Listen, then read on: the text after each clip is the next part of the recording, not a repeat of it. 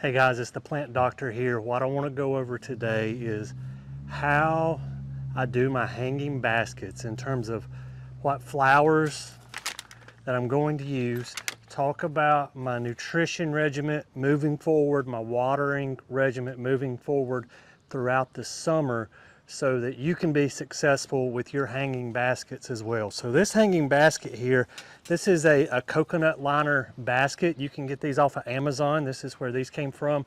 I'll do my best to leave a product link down in the description so you can pick some of these up. But this is a 2-year-old coconut liner. I usually change these out about every 3 or 4 years, mainly because you can see here they get a little weathered, and then the birds love this material for their nest, which I don't mind, but it does have to be replaced every 2 or 3 years. In terms of my media, what am I planning in? I'm just using basic Miracle-Gro potting mix. I've already got this one started. And basically what I want to do is just get enough mix in here to maybe where it's 1/2 to 3/4 of an inch from the top of my coconut liner. I don't want to go to the top because when I water, what's going to happen is my potting mix is going to go over the edge of my liner, and that's not going to be very good. Okay, so what do we do from here? I've got 3 basic rules. If you've ever watched a video on how to do a hanging basket, you've probably heard this before. In the middle, I want what I call a thriller. Around the thriller, I want something called a filler, and then on the edge, I want something called a spiller. So the thriller is something tall and showy. I've got some angelonia here that I picked up from Lowe's, and I'm just going to take 2 or 3 of these guys. I'm going to put them right in the middle. All of these plants like full sun. Everything I'm using today is going to be full sun material, because these guys are going on my patio where I film. They're going right here off my left-hand shoulder. I've got some hooks that they'll hang on this summer. And I'll probably do 1 more here. All right, so my thrillers are in. So that's what's going in the middle. What I'm using for my fillers, here again, these are from Lowe's. These are just Vinca. So Vinca love full sun, and they'll fill in nice and neat. The goal here really is in about 2 or 3 weeks, I do not want to see any potting mix when I look down on this. I just want it to be all vegetation and flowers. So I'm going to take 3 or 4 of these guys, plant them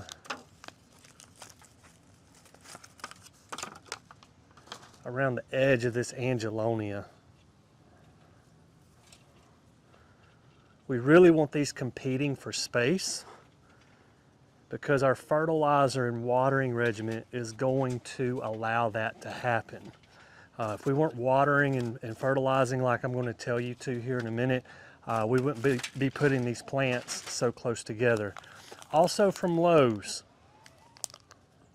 these are wave petunias. These will trail. You can see this one's already wanting to run a leader off here. These will trail off the edge. So I'm going to plant these along the edges right here.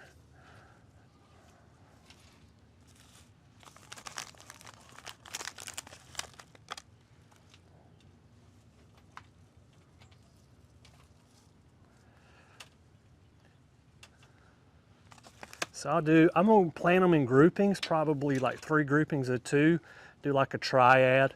So one on this triangle portion, 1 on this triangle portion, and 1 on this triangle portion. And that's going to kind of be my theme for my placement on my spillers that go over the pot. Now I chose these colors on purpose. I didn't just choose these willy-nilly. So let's talk about the colors for a minute.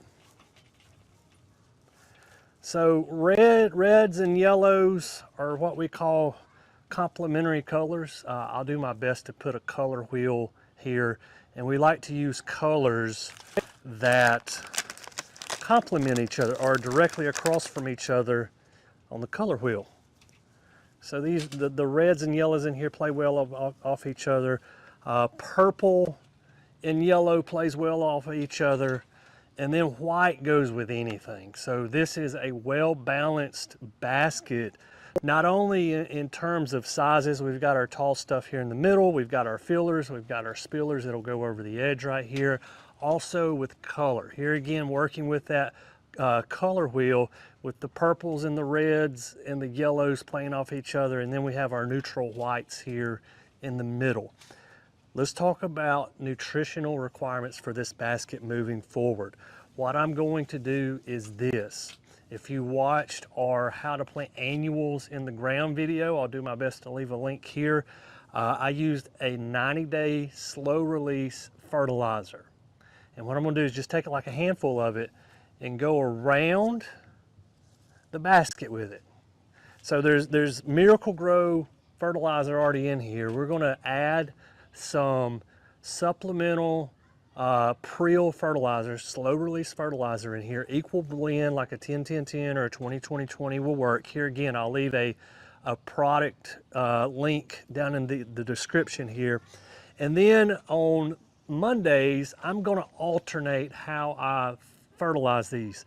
So like on the first and third Mondays of the month, what I'm gonna do with this is I'm going to water with humic acid, okay? Humic acid has no nutritional value at all, but what it does, without getting into soil science too much, it increases the cation exchange capacity of soil.